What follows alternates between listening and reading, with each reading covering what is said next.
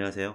이상합니다. 저는 매너와 인성을 강의하는 사람입니다. 다양한 연령대 그리고 다양한 직업을 가진 사람들하고 같이 시간을 보내고 있죠. 특히나 제가 고등학생들 그리고 대학생들하고 강의를 할 때, 강연을 할 때 시작하면서 던지는 질문이 하나가 있어요. 그게 뭐냐면 여태까지 여러분들이 10여 년 혹은 20여 년 살면서 누군가한테 매너에 대해서 이야기를 들은 적이 있냐고 물어보는 거죠. 그래서 손을 한번 들어보라고 얘기를 합니다. 그러면 몇 명 정도나 손을 들 것 같으세요, 여러분들은? 제가 한 10년 가까이 강의하면서 꽤 많이 질문을 던졌었는데 제 경험상으로는 한 50명 있다 그러면 한 두세 명 정도, 그리고 한 100명, 200명 있다 그러면 한 5, 6명 정도. 그러니까 비율로 따지면 굉장히 적은 숫자의 친구들이 손을 듭니다. 물론 이 질문은 매너라고 하는 단어를 들어본 적이 있느냐가 아니라 매너에 대해서 진지하게 어떤 것들이 있고 또 어떤 가치들이 있고 어떤 의미가 있는지 교육 비스무리하게 받아본 적이 있느냐에 대한 질문이거든요. 그러니까 그런 경험을 한 친구들이 굉장히 적다는 거죠. 근데 생각을 해보면, 여러분, 제가 올해 나이가 42이거든요 80년생이고 99학번입니다. 저는 개인적으로 경제학을 전공을 했는데 제가 99년도에 학교에 들어가서 캠퍼스에 머무르는 4년 동안, 군대 시절 빼고요, 그 4년 동안 생각을 해보니까 저도 선배들이나 교수님들이나 누구한테 매너에 대한 이야기를 들어본 적이 없는 거예요. 그때 제가 들었던 얘기라고는 뭐 어느 회사의 연봉이 높다더라, 어떻게 하면 취업이 잘 된다더라, 뭐 여자친구 만들려면 어떻게 해야 된다, 어디가 물이 좋다더라, 이런 얘기들 뿐이었던 거죠.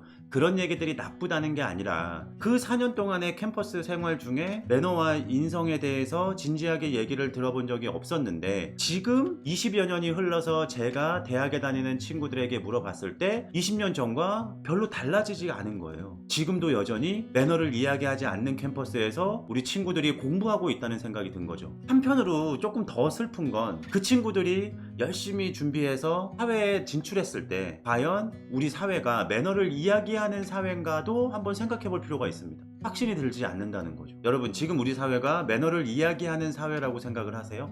물론 사람마다 생각은 다를 수 있죠. 하지만 직업으로 매너와 인성을 공부하고 또 고민하는 사람으로서 저는 개인적으로 매너와 인성을 활발히 이야기하는 사회는 아닌 것 같다는 생각이 들어요. 그래서 더 열심히 강의하고 더 열심히 강연해야겠다. 그리고 엄청나게 조회수가 많이 나오지도 않고 엄청나게 돈이 되는 일은 아니지만 유튜브 채널을 운영하는 것도 포기하지 말고 계속 해야겠다라는 생각을 하고 있거든요. 솔직히 매너와 인성이 재미가 없잖아요. 자극적이지도 않고요. 그래서 당연히 사람에게 있어서 1순위가 될 수 없다는 건 알고 있어요. 그건 저도 인정합니다. 사람한테 중요한 게 얼마나 많아요. 예를 들면 돈도 중요하죠. 내 건강도 중요하죠. 그리고 취업을 위해서나 높은 연봉을 위해서 쌓아야 되는 실력도 중요하죠. 지식을 얻는 것도 중요하고요. 이렇게 수많은 중요한 것들 사이에 1순위가 될 수는 없어도 여러분들의 그 순위 안에는 반드시 매너나 인성이라는 단어와 개념이 껴 있었으면 좋겠다는 생각을 해요. 그게 여러분들에게 있어서 5순위건 6순위건 아니면 중요도가 제일 낮은 순위든지 간에 적어도 여러분들의 인생 순위 안에는 껴 있어야 된다는 뜻이죠.